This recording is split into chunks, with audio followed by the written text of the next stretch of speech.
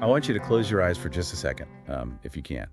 Imagine you've just stepped off this freezing street Mm. and pushed your way through the heavy doors of a tiny, really packed Oh, lifehouse. yeah. The air hits you immediately. Right. It is so thick. It's this literal wall of heat, the smell of spilled beer and sweat. And music playing on that stage is so incredibly loud, like so physically heavy that you don't just hear it in your ears. No, you actually feel it vibrating right behind your ribs. Exactly. It's shaking your chest cavity. It's that total sensory takeover, that your body is reacting to the sound waves, like the physical displacement of air in the room, way before your brain even has a chance to process the melody. Yeah, and that total sensory takeover isn't just about volume. Hmm. For a Quebecois band called Galaxie, that chest-rattling wall of sound was actually, well, a weapon of cultural survival. A really effective one, too. It really was. So today, we're diving into an incredibly insightful column from Monumental Movement Records, or MMR, to explore this collision of explosive rock music and regional identity. Right. The mission of this deep dive is to trace the trajectory of Galaxie, to understand how they managed to maintain absolute, stubborn, local authenticity in a world that is, frankly, increasingly homogenized. Yeah, because this isn't just a biography of a rock group, right? It is a blueprint for how to reach an audience without sanding off all your unique edges. For sure. But to really grasp the scale of what they achieved, we kind of have to set the scene. What did the landscape look like back then? Well, if you look at the late 1990s and early 2000s, English language indie rock was just completely dominating the global market. Oh, absolutely everywhere. Right. But in the Canadian province of Quebec, which is this fiercely proud French-speaking region, a totally different ecosystem was bubbling up from the underground. Montreal was transitioning. Hmm. The music scene was moving out of the basements and dive bars and, well, starting to demand mainstream attention. And breaking through that crowded, emerging scene required a fundamental choice right out of the gate. Yeah. Because if you are a rock band sitting anywhere in North America, singing in English is the ultimate shortcut. It really is. It instantly unlocks these massive markets in the US, the rest of Canada, the UK. Yeah, but Galaxie looked at that massive, lucrative market and deliberately chose to sing in French. Okay, let's unpack this.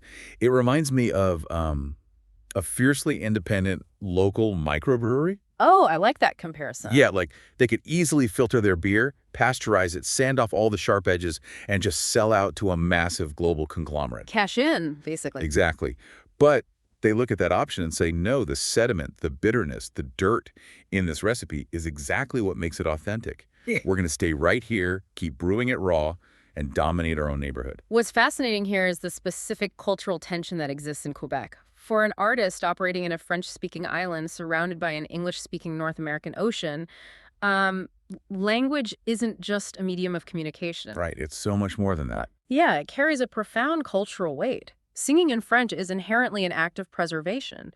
But the MMR column points out something crucial. The way Galaxie used the French language completely defied historical expectations. Because historically, French music in Quebec leaned heavily into a very specific aesthetic, didn't it? It did, yeah. It leaned heavily into the chanson style. Hmm. If you look back at the defining French-Canadian music of the mid to late 20th century, it was highly artistic, deeply literary. Very poetic, right? Exactly, very poetic. It was largely acoustic or orchestral. Basically, it was intellectual music designed to be listened to in a quiet room or a seated theater where you ponder the poetry of the lyrics. And Galaxie just completely upended that tradition. Oh, totally. They proved that the French language could be used for raw, street-level, aggressive, distorted rock and roll. The lyrics weren't delicate poetry. They were sharp, rough, and highly rhythmic. They functioned perfectly within a heavy rock format. Yeah, allowing the band to bridge this massive gap between cultural preservation and pure, loud mass appeal. They basically showed that the French language could sweat. Yeah. Like it didn't have to just sit in a cafe reading philosophy. Yeah. It could throw elbows in a mosh pit. That's a great way to put it. They injected a blue-collar, muscular energy into the language itself. But bridging that cultural gap took more than just, translating lyrics or shouting in French. If you're going to sing with that kind of muscular energy, the sonic bed beneath those vocals has to be just as aggressive. Oh, without a doubt. The MMR column breaks down their sonic ingredients, and honestly, it reads like a recipe for a structural collapse. You've got the roughness and unpolished grit of garage rock, You layer that with the crushing, distorted weight of 90s alternative rock. And then it gets heavier. Yeah, then you inject the low-end, fuzzy groove of stoner rock, and you tie the entire thing together with the straightforward, no-breaks momentum of punk. It is just a relentless formula. And what's interesting is that their original name actually pointed in a very different direction. They start out calling themselves Galaxie 500. Which immediately creates a problem, because there was already a legendary American dream pop band from the late 80s called Galaxie 500. Right. And if you know anything about that American band, they were known for this very slow, fragile, atmospheric, almost ethereal sound. Yeah, complete opposite of what these guys were doing. So to avoid the obvious naming conflict and, the legal headaches that come with it, the Quebec band simply chopped off the numbers. They shortened it to just Galaxy. And the source highlights how brilliantly that accidental rebrand worked in their favor. Dropping the 500 stripped away the excess and completely changed the psychological weight of the name. It really does. The word Galaxy on its own doesn't evoke fragile indie pop. No, not at all. It evokes a massive roaring engine. It sounds like a propulsive, cinematic road trip tearing down an empty highway. But I've got to say, if you're looking at this specific musical recipe, garage, alt-rock, stoner metal, punk, you're probably thinking, wouldn't that just be an unlistenable, muddy wall of noise? You would think so, yeah. Like, when you mash all those heavy genres together, usually the frequencies just bleed into each other until the song loses all its structure. Right. So how did they keep it listenable? Well, the answer lies entirely with the band's architect and central figure, Olivier Langevin. He wasn't merely the frontman. He was the lead singer, the main guitarist, the primary songwriter, and a highly influential producer in the larger Quebec music scene. Langevin was meticulous about frequency and structure. So he knew exactly what he was doing with all that noise. Exactly. He understood that pure noise, just for the sake of being loud, gets exhausting for the human ear very quickly. So he prioritized pop-level hooks just as much as he valued fuzz and distortion. Okay, wow. Yeah, the songs were violent and aggressive, but the melodies were incredibly catchy. They really anchored the chaos. When I read the MMR piece, I was particularly struck by Langevin's obsession with production. Because he wasn't just plugging in guitars and hitting record, he was actively trying to capture the physical air of the room. Yeah, which is fascinating. How do you even do that in an era where everyone is just recording direct into a laptop? Right, because in modern digital recording, the standard practice is often direct injection.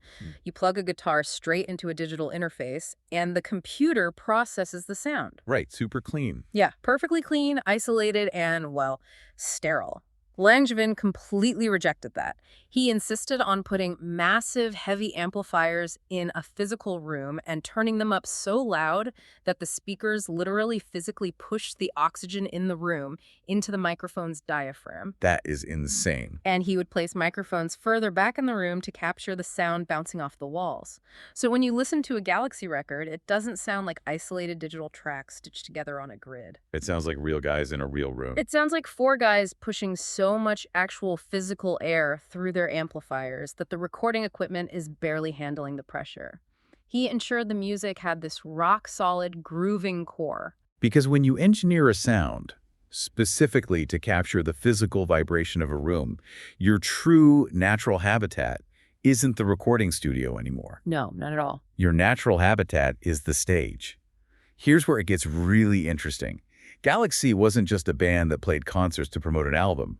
The source column points out they were the ultimate field-type band. Yes, absolutely. Whether they were booked at a massive outdoor summer festival, a university campus event, or just a cramped dive bar with a sticky floor, they had this unique ability to turn any physical space into a celebratory, chaotic, galaxified zone. They dominated the live environment because their music is designed to bypass the intellect entirely. Oh, say more about that. Well, there's a fascinating psychological effect at play during a Galaxy show. When you attend a concert for a band that relies heavily on complex backing track pop, you might stand there analyzing the choreography or, the lyrical metaphors. You're engaging with it intellectually. Exactly. But Galaxy's sheer volume and relentless groove remove all of that intellectual distance. You literally can't overthink it because the sound waves are hitting your nervous system before your brain can even process the chord progressions. Yeah, the MMR column explicitly notes that at their shows, the audience's shoulders start moving before their brains can even catch up to the music. I love that image. It's so true, though. It taps into the most primitive, visceral function of rock and roll. It's an environment built on sweat, alcohol, and explosive volume. The music doesn't just ask for your attention, it demands an involuntary physical reaction. But, a band playing loud, fuzzed-out, chest-rattling rock isn't exactly a new invention. People played loud guitars everywhere. Yeah. So what makes this sound specifically Québécois? That's the real crux of it. This raises an important... Wait, sorry. Why couldn't this exact band with this exact attitude just be from Texas or Southern California? Well, this raises an important question, right? And the MMR column highlights very specific geographic and meteorological details that bleed directly into their sonic identity. Like the weather itself shapes the sound. Absolutely. The physical landscape of Quebec is vast and often unforgiving.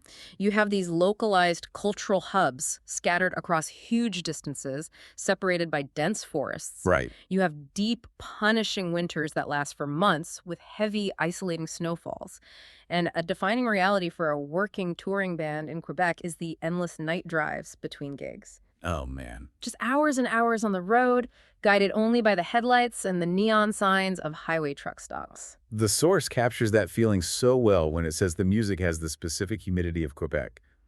I just think that's a brilliant way to describe the atmosphere. It really is. Imagine driving a beat-up tour van down a freezing, pitch-black highway at 2 a.m., surrounded by towering snowbanks. You can't put on sunny, upbeat California surf rock in that environment. No, it would feel completely wrong. It doesn't fit the landscape at all. You need something heavy. You need a massive, chugging engine of a song to cut through the ice and the isolation. Yeah, and the local audiences in Quebec felt that resonance immediately. They didn't just hear an imitation of American rock translated into French. They heard themselves. Exactly. They heard their own desolate landscapes, their own winters, and their own highway drives reflected back at them in these heavy riffs. The scale of the music perfectly matches the massive scale of the North American landscape.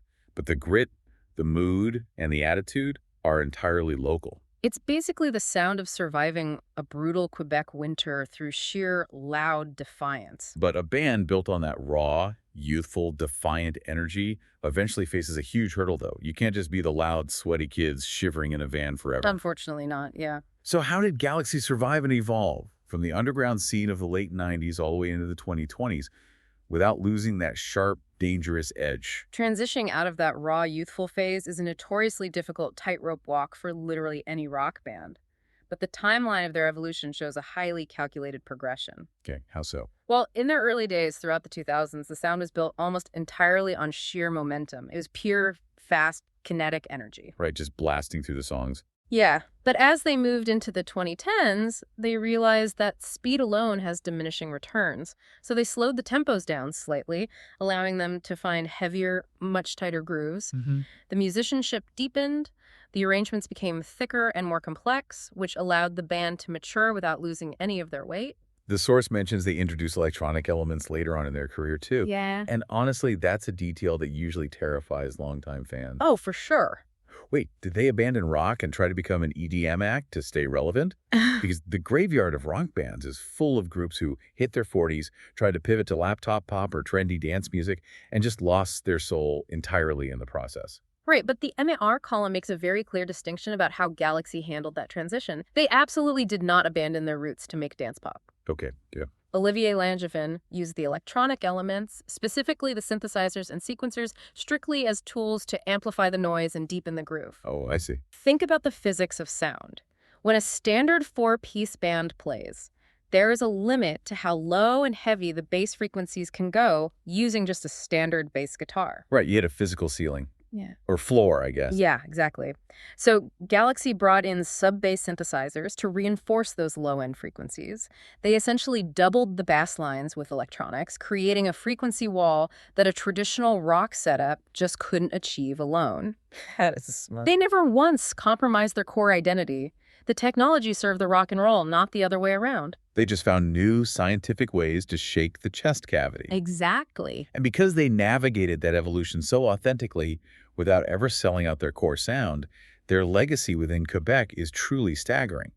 They didn't become global stadium touring pop stars, but as the source points out, that is entirely the point. Yeah, their influence inside their own cultural ecosystem is massive.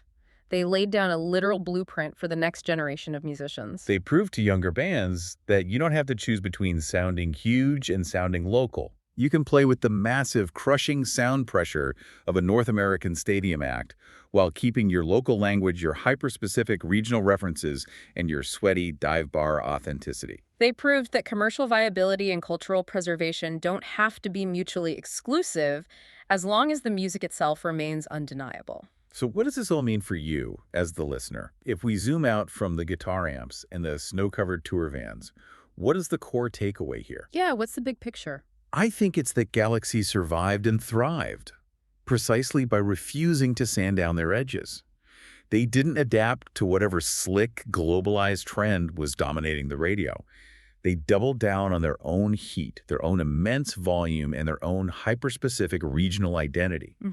They proved that in a world that constantly pushes us to blend in, to be palatable and easily categorized, knowing exactly who you are and exactly where you're from is the strongest armor against fading into obscurity. It's a powerful reminder, and it leaves us with something critical to think about regarding how we consume culture today. Because we currently live in an era where streaming algorithms are constantly pushing us toward frictionless music, we are fed these playlists of globally homogenous tracks that are specifically designed not to offend anyone. Right. They're designed to fade perfectly into the background while you work or study or shop. Exactly. So, in an environment that actively rewards blending in is the ultimate act of artistic rebellion, simply creating something unapologetically loud, sweaty, and deeply rooted in the soil of your own hometown. A sound that completely refuses to be background noise.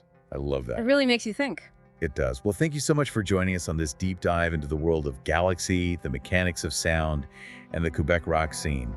Keep exploring, keep seeking out those fiercely local sounds, and the next time you find yourself in a packed room where the music is vibrating right through your ribs, well, just let your shoulders move before your brain tries to overthink it.